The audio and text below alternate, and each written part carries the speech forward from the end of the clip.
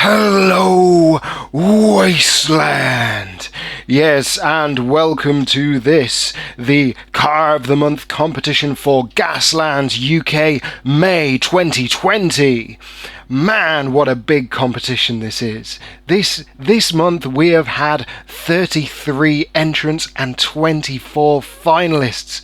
We have had so many cars sent in. This is incredible and I love it. And for a competition of this size, of this scope, of course we need only the finest of sponsors. So, can I say a big warm thank you to Modelmatic UK and their incredibly generous sponsorship for a first, second and third prize, where in first you can win over £70 worth of premium diecast by big name companies like Greenlight, M2 Machines and of course Hot Wheels. So let's just quickly take a look at some of those. So for first place winners you will receive a Hot Wheels Halo Urban Warthog, a Hot Wheels BTTF DeLorean, M2 Machines 1964 Ford C950 and 1965 Shelby GT350. M2 Machines 1971 Plymouth Cuda 440. A Greenlight Topo Fuel Altered, the twin set, as well as the Greenlight 1979 Ford F250 Monster Truck, as well as the Greenlight Kings of Crunch Wheels and Axle set. So for second, there's the Hot Wheels Halo Urban Warthog again, the DeLorean, as well as the Greenlight Kings of Crunch Wheels and Axle set. And for third, it's the Halo Urban Warthog, as well as the Kings of Crunch Wheels and Axle set. So, stunningly generous prizes. You know, if you were to buy these all at retail, you'd be looking at what, £100 for the whole lot? It's insane. But he's like, you know what? You guys are doing good work. Let's see some amazing builds. So to pick first, second and third place, Modelmatic turned to the Gaslands UK admin team and said, why don't you guys do it? You always, gather up all the entries and set the competitions and find all the sponsors, but you never pick any winners. So this time round, you give it a shot. So we all drew straws. I got to pick first place, Flick got to pick second, and Adam got to pick third. And in order to show you guys how our tastes are different to one another, we all made our own top threes. So even though there are only 3 winners for this competition, I want you guys to know that because of how many entries there were, we really had to knuckle down and try to decide universally which ones we thought were the best. So I want to say this now at the start. Do not feel bad if you didn't win, because the quality of these builds is just astronomical. Like the things you guys are able to pull off, the conversions, the detail, the technical aspects, it is stunning. And we're going to look at that here today, boys and girls. So let's begin with everyone who entered and everyone who finished. So 33 entrants, let's go. We have Alex Smith, Andy Horton, Ben Kane, Ben Connolly, Ben Grimm, Brewster Smid, Carl Chegwin, Charlie Crump, Colin Harvard, Daniel Vransky, Daniel White, Darren McNally, Gareth Powell, Ian Frost, by the way, Jacob Harris, James Dallas, James Dawes, James Mosley, Lee Delaney, Marcus Lamb, Mark Minghella, Matt George, Matt Reeve, Paul Chapman, Piers Francis Reardon, Ramon San Juan, sorry if you pronounce that wrong, Sam Graven, Stuart Gardbolt, Terry Marshall, Tobias Hutton, Tony Peacock, Voodoo Jones, and, as an extra unofficial entrant, Maciej Metrak. How do you pronounce an E with a little wiggly bit? I'm sorry I can't pronounce your name, but yes, you entered as well. And here's everyone who finished, all 24 of them. We have Andy Horton, Ben Kane, Ben Connolly, Ben Grimm, all the Bens, Carl Chegwin, Charlie Crump, Colin Harvard, Darren McNally, Gareth Powell, Jacob Harris, James Alexander, James Dawes, James Mosley, all the Jameses, Maciej Metrak, Mark Minghella, Matt George, Matt Reeve, Paul Chapman, Piers Francis Reardon, Ramon San Juan, Terry Marshall, Tobias Hutton, Tony Peacock, and of course, Voodoo Jones. Because this isn't one of those channels where we go, oh, there was too many entrants, guess I can't talk about you all. No, I'm going to talk about everyone. So let's start with Andy Horton.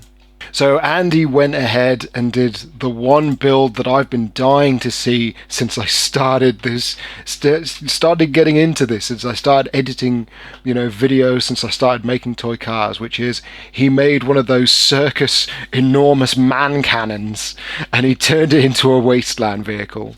And there's a little guy poking out the end. Oh, I love it. I love it. It's the exact description of the BFG in the rulebook. It's perfect. And of course, I'm sure the little guy flies out as well and goes splat into things. Ben Kane, of course, returning with this wonderful monster truck. You've always got a knack for knocking out these damn good paint jobs, Ben Kane. Like it's really good. I mean, it seems silly to say, oh, that's really clean, but that's a really cleanly executed paint job. Like, I really like that. Then, of course, there's Ben Connolly with his tungsten steed, which is just an absurd amalgamation of what feels like two different design ideas. Because on the one hand, you've got what looks like, a bipedal walker, like something you'd see in 40k, like a Imperial Guard Sentinel or something like that. But then on the other hand, it's mated to that double car body that's so iconic from the Fury Road films with the Giga Horse. But it's got this teeny tiny little wheels at the front. So I'm not 100% sure what it would be like to ride around in that. I think the comfort might be a bit lacking. But I have to say the execution is fantastic. So well done, Ben Connolly. Ben Grimm, even though you said you'd run out of time, even though you said it couldn't be done, the Sawmill is an incredible looking war rig. Like, I want to point out that on this, the width and the sort of the reach of those circular saw blades is so cool and so dynamic. I love it. I absolutely love it. And I know you're hell-bent on, I'm never going to do this again. Oh, it's conversions this big. Oh, the time.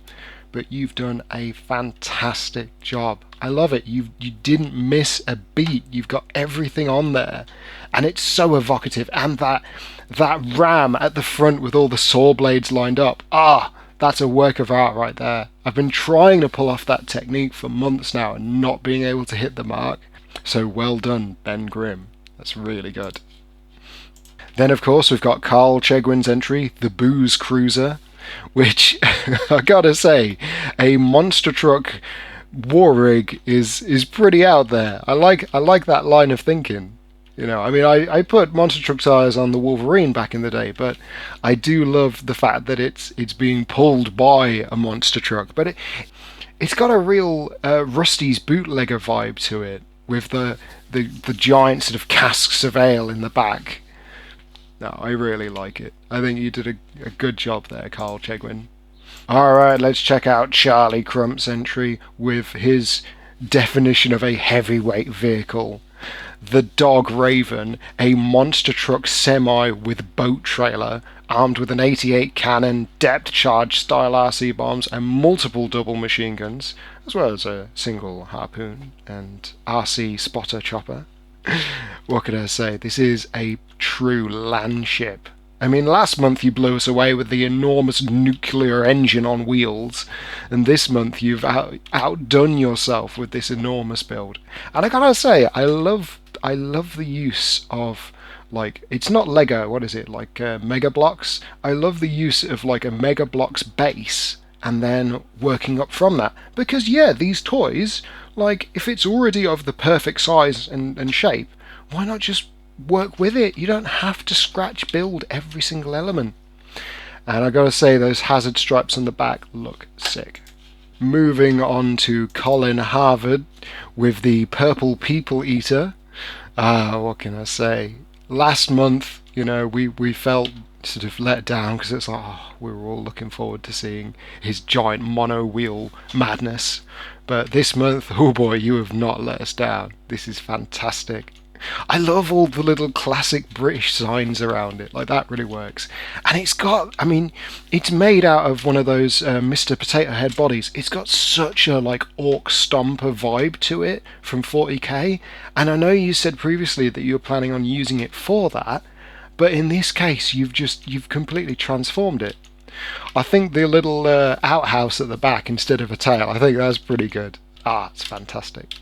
Because that's a tail that you don't want wagging all over you. Then, of course, there's Darren McNally with his absolutely insane Mishkin hover war rig in this wonderful cel-shaded, almost classic Transformers style. Like, this is a truly difficult technique to pull off. And you can see it from this Facebook page and the one, the main Gaslands one. People try to pull off this kind of technique, and it is really difficult because those little lines, those little markings, the little crosshatch shading details, they can be so hard to pull off. But I think with the mix of colours and the correct sort of like directional lighting, it really does look like something that's been pulled from a comic book and then brought into our Wasteland. As I believe it was Flick pointed out, a hover war rig truly is a out there concept that we just don't see enough of. So well done there, Darren McNally. Then of course there's Gareth Powell.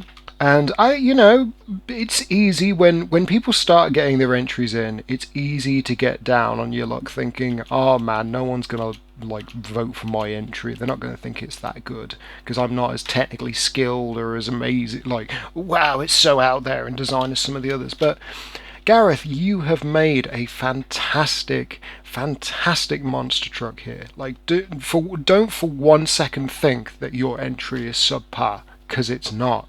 Like, this is a well executed, well thought out, beautifully clean build. I'd love to see a bit more dirt on those wheels, if I'm honest. I'd love to see you get some beige or brown paint and just give it a dry brush.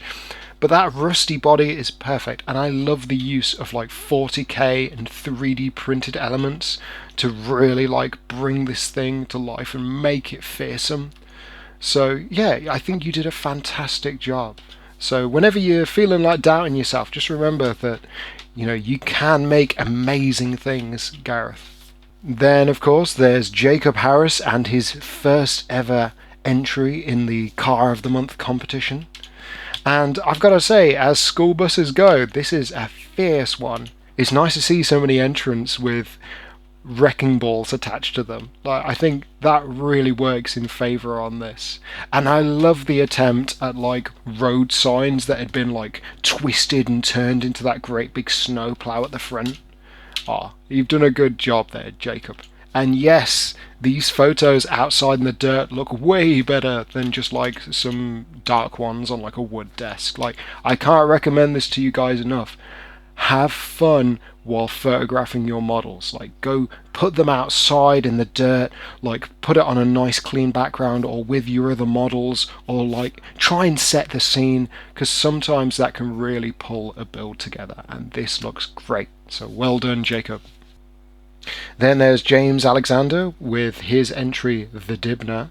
What's more heavyweight than a steam train war rig, complete with working fire, or LED, and pistons? Well, I gotta say, this is a fantastic take on that classic, wonderful shot from Mad Max 3 when they're getting away on the train rig. You've really, really done a solid job here, James. I do really like it. I think the cowcatcher at the front is really ferocious. And the fact that you're able to blend all these different truck components together, it's still immediately recognisable as a train. But at the same time, you look at it and you go, but wait, that's the cab off of this truck, and that's the cab off of that truck. You go, So yeah, really nicely done. But if we're talking about James's, how can we not talk about James Dawes? Yes, James Dawes and his wonderful Motor Force Patrol double chopper war rig, which is just completely out there. Like the weathering on this is just beautiful. I love Dusty Dirty Boy, but on top of that, the amount of scratch building and effort that's gone into making this all seem so like it's all part of a kit straight out of the box. It's not. He's had to make so much of this by hand. But now that it's finished, you look at it and you go, yeah, you could buy that in a store. That looks fantastic. So well done, James. It really is. It really is a good build. I do like that. And then there's James Mosley, also known as Monster Customs, and his entry, The Beast, which is a wonderful take on the classic Winnebago, but with just the right application of hazard stripes and additional weaponry. I really like this one. I think this is absolutely rock solid. Because a lot of the time it's that question of, well, how much should I put on? How much is too much? If I put this on, will it look out of place? If I put that on, is it going to look right? Now, in this case, everything works seamlessly together. And he knows when enough is enough, and you don't need to plaster it in spikes and blades and guns and extra armor and completely change it. Like, that is an iconic look and a fantastic build. Of course, how can we not talk about Masjeg Mitrak? How can we not talk about Mark and the mighty fly swatter?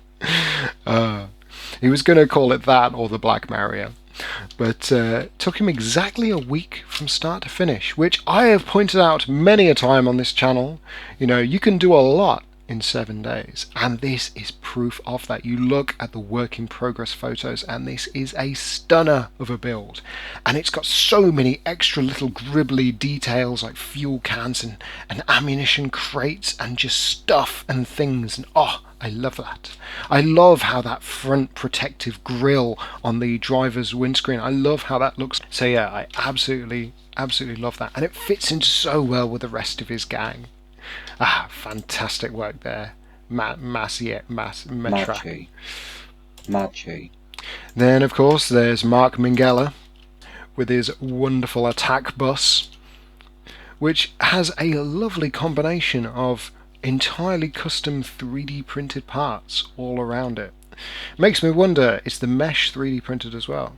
No, I'm just kidding. I think the freehand work on the writing, especially, beautiful, because it can be so difficult to paint text onto a build, but that writing is nice and clean and legible, and to top it off, it looks fantastically anarchistic as well.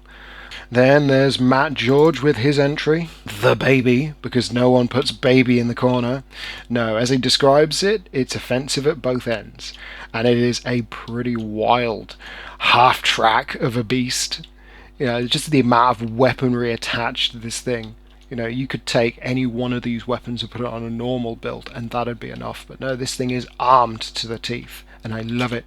And I love the weathering to that cab. Oh my goodness. It almost looks like salt weathering, but it's just a combination of so many different painting tricks and techniques. I love how dirty and grimy the front windscreen looks. But the one thing I'd say that's really killing me, Matt, is you should, if you've got that wonderfully, dark, gritty, realistic cab and truck body, please, you need to do that to the rest of the build as well. Do that to the tank tracks, do that to the tank body and the big cannon and the big bumper at the front, the big cow catcher. That's so asking for some chipping or just painting some scratches on there or something. It's breaking my heart. But no, it looks great regardless, Matt. Well done. And then for his first time entering the competition, we have Matt Reeve and his entry, Ghostface, your friendly neighborhood Truckasaurus. So this beast took 6 die-cast vehicles, tracks from a broken Power Ranger toy, a lot of scratch-built parts from recycled materials, which I'm always a massive fan of, and then to top it all off, this thing has 8 points of articulation, many of which are magnetized, like the digger claws that open and close, the arms move up and down, the upper body pivots back and forth, the head pivots and turns, the jaws open and close, with working, quote-unquote, pistons. And then, of course, you've got the crow's nest harpoon gunner that rotates. This is absurd. This is the kind of build that you look at and you go, my goodness, how am I meant to top that? Look at this thing. It is a pretty stunning build, isn't it? Well done, Matt. But I gotta say, what would really help this shine was if you took a video of it and just showed us some of these moving parts. Like, the pictures just leave us begging you for more. We want to see more of this thing. Like, you've restricted us to 5 photos, but we want to see this thing move and come alive, my friend.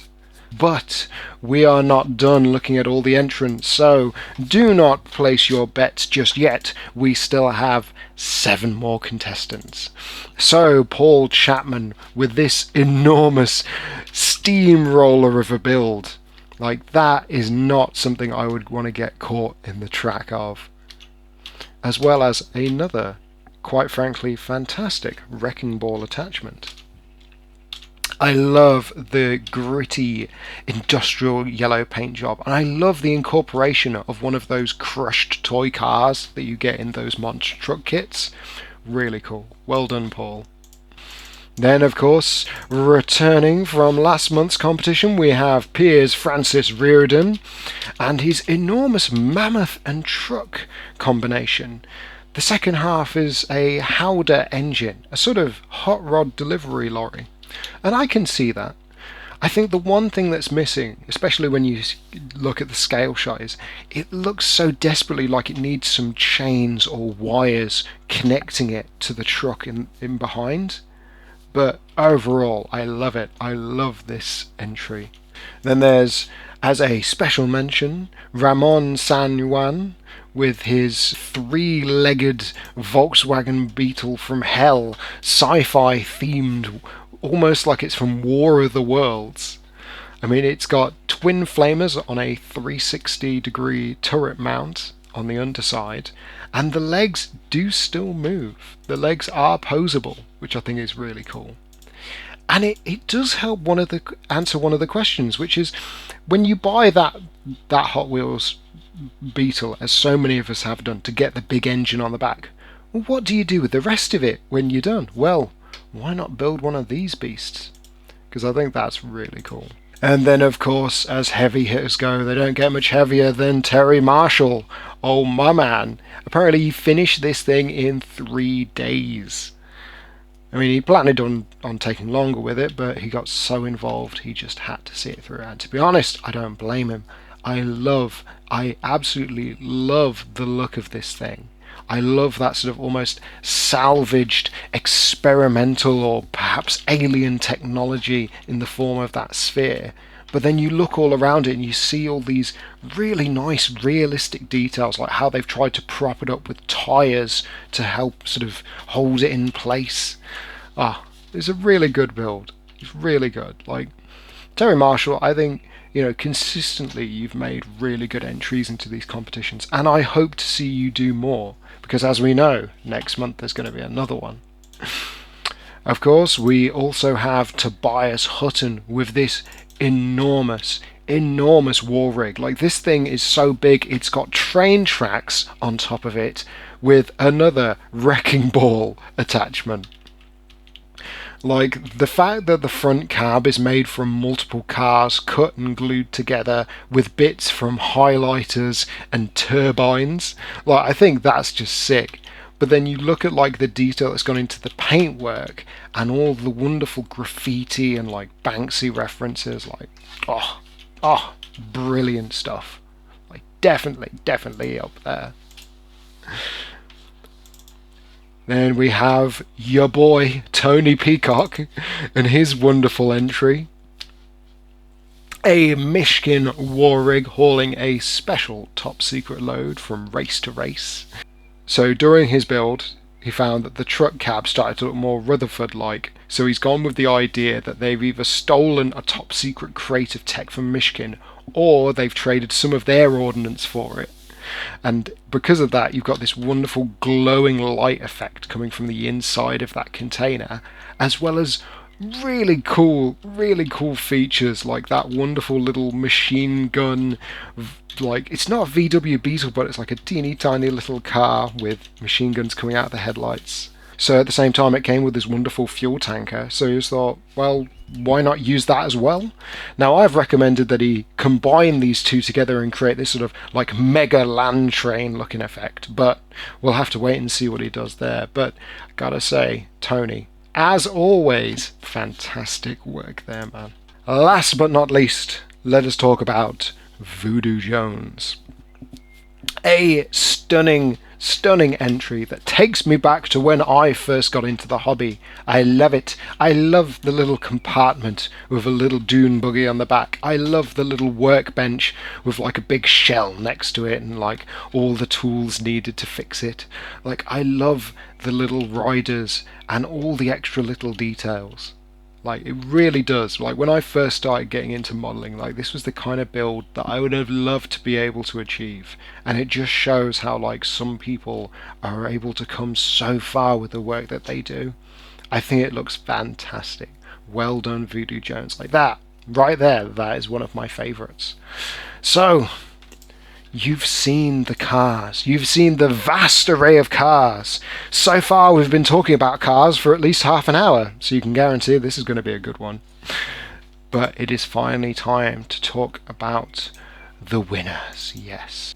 So it's time to stop beating around the bush and time to announce the winner of this month's Gaslands UK Car of the Month competition. So, without any further ado, start the drum roll, because the winner for May 2020 is Matt Reeves!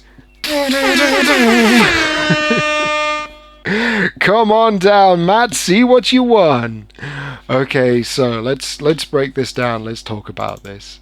So I think a lot of you guys could see that this was going to go one or two ways, because some of these entries are so like stunningly good, like breathtakingly good, that you have to sort of take a step back and go, man, I want to make me one of them.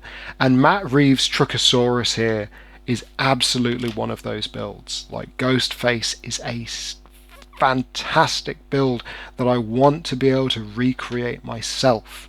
When Mike Hutchinson first announced the Truckasaurus time extended, like however many years ago now, this was the kind of image I had in my head, but I wasn't able to create it. Well, Matt has been able to do that, and I think do that in a way that all of us can immediately look at that and go, damn, that's a good build.